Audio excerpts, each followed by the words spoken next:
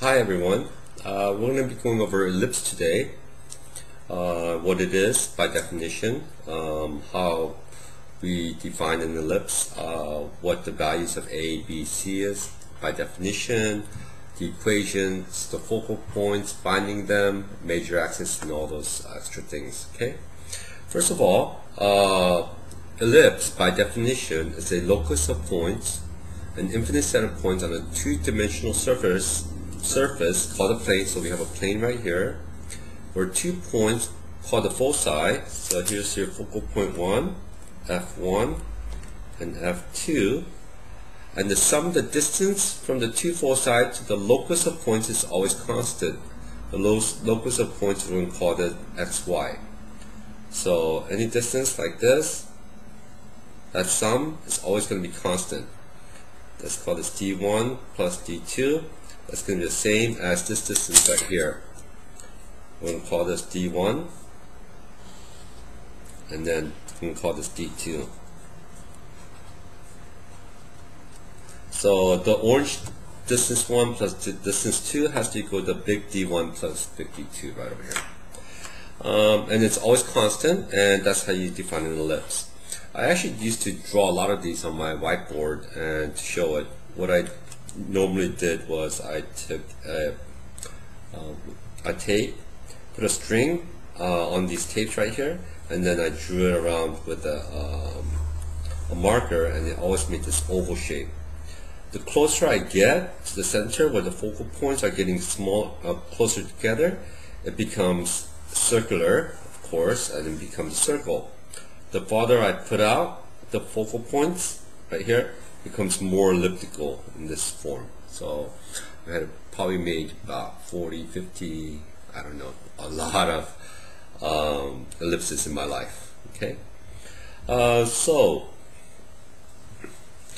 we want to know, first of all, that the center of the ellipse is the midpoint of the two foci. So if I have the two foci, and here's your center right over here, we can call that CP, it's the center point. Okay. Find your center in life. Everything revolves around it. It's not just for math either. First, so there's a center. Your foci is a plural for focal points. These are your two foci located right over here. Notice that it's always along your major axis. So we're going to call this MA, big M, A for major axis. And like I said, it's always going to be, the focal points are always going to be along your major axis. This distance right over here is your A value, and so your major axis, this length right here, is going to be 2A. Down to here and down to here. Okay. Your minor axis is going to be along your opposite of your major axis. So we're going to call this little m A, minor axis, and that distance from the center to this point B, we're going to call that the covertex. These points are called the vertex, vertices or vertex. Okay, so we know what a vertices and covertices are, and we always know that the A value is always going to be bigger than the B value. So that A value is going to be bigger than this distance, which is called the B. We'll define A's, B's, and C's a little bit later. Notice that the equation, here's an ellipse right here. This is the standard form. Notice that A always comes first, and it's always equal to 1. So always notice that it's equal to 1 in the standard form, and A always comes first below right here. This is not quite right on the parabola. It should be y minus k quantity squared is equal to 4p times x minus h.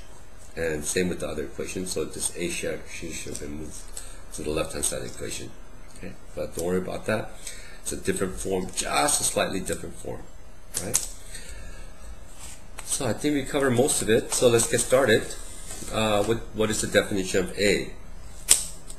A is, that means it's defined as the 3 equal mark.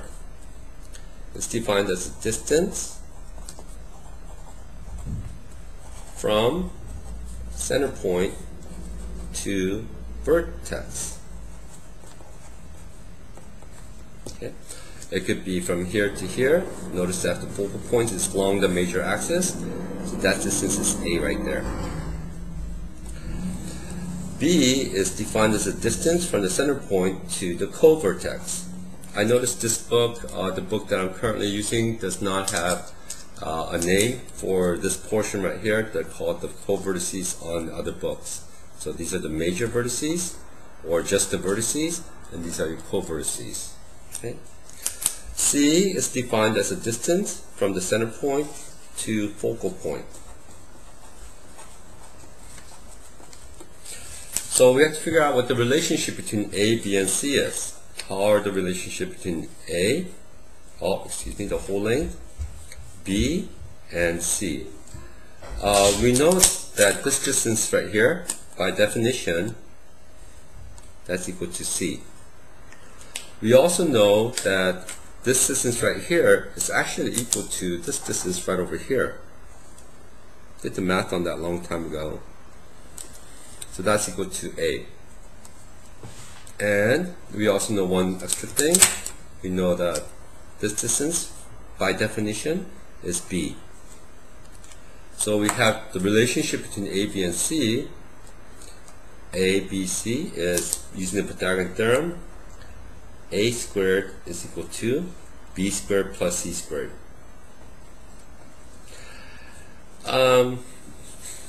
I don't like to write this in this form. I like to use the Pythagorean theorem. The Pythagorean theorem says C squared is equal to A squared minus B squared. Instead of a plus right there, I'm just going to put a little minus right there.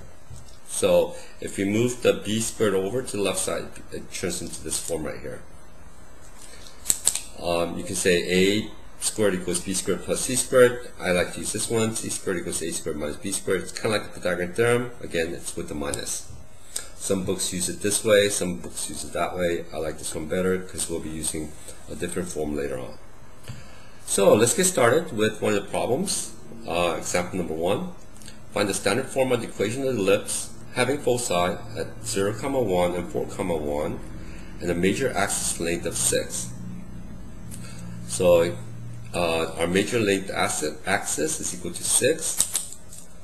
So MA equals 6. We know that that's twice the distance from here to here. That's 2A. It's equal to 6. Therefore, A must equal 3.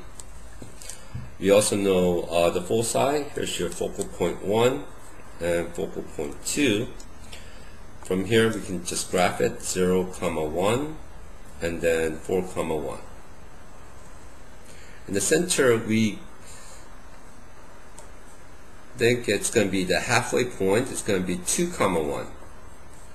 Well, we can use what's called the midpoint formula to get the center instead of just eyeballing it. So, because sometimes the teacher's going to give you some information and you're not going to be able to graph it very well.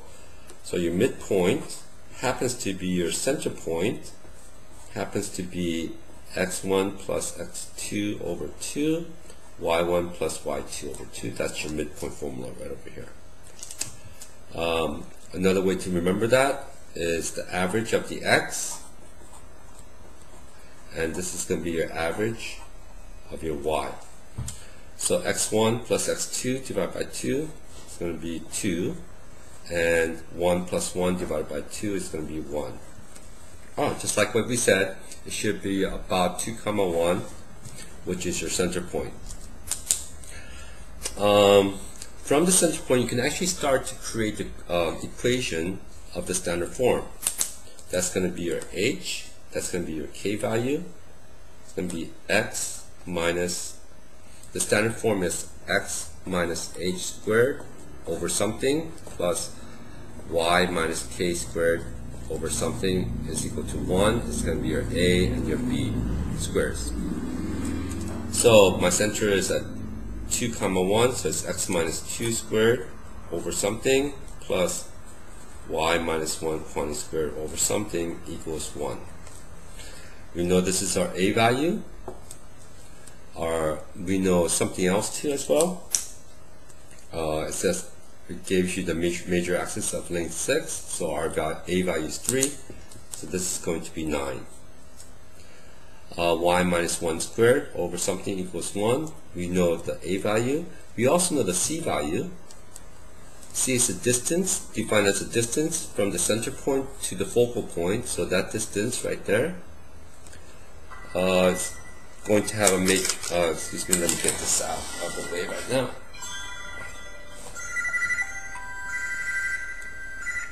Sorry about that.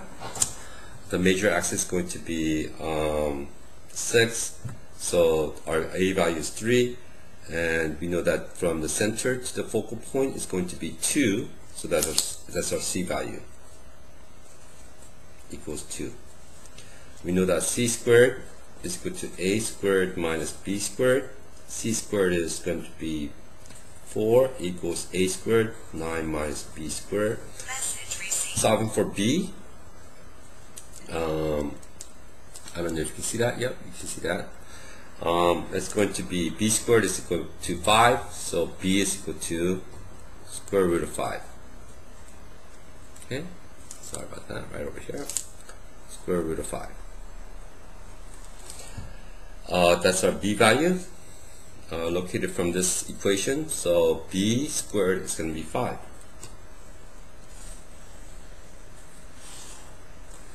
So it's going to go to the left 3 units, right 3 units, that's our A value. It's going to be square root of 5. It's approximately 2.236, I believe. A little bit over 2. 1, 1, 2, a little bit below 2. And so here's what your ellipse is going to look like. Okay. Next problem. Example number 2. Example number 2 says, sketch the ellipse given by the equation 4x squared plus y squared is equal to 36. We know that it's not a standard form because it has to equal 1. So what we're going to do is first, we're going to divide by 36 to both to the left side and the right side. Simplifying the first term, you get x squared over 9 plus y squared over 36 is equal to 1. It's almost in standard form. Our A value is always bigger than our B value, so this is our A. So I'm going to switch these terms around. You end up with y squared over 36 plus x squared over 9 is equal to 1. That's our A value. A is equal to plus or minus 6. Our B value is equal to plus or minus 3. We know that the center is going to be 0, 0 because it's x squared is the same thing as x minus 0 quantity squared. So we found our center point right there. We're going to go plus or minus 6 in the y direction. This time the major axis is going to be under the y. So you go up 6, down 6, right 3, and left 3. And then it's very flat,